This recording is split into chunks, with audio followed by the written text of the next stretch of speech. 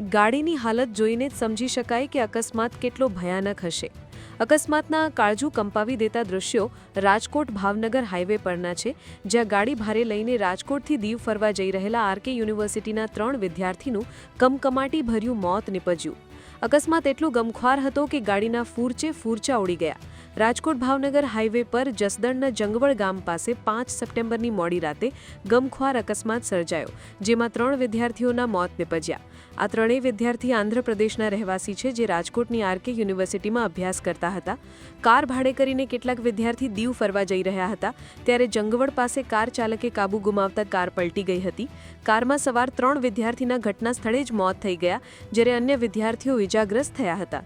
ઘટનાની જાણ થતાં પોલીસ તાત્કાલિક દોડી ગઈ હતી અને વિદ્યાર્થીઓના મૃતદેહને પોસ્ટમોર્ટમ માટે ખસેડી વધુ તપાસ હાથ ધરી હતી.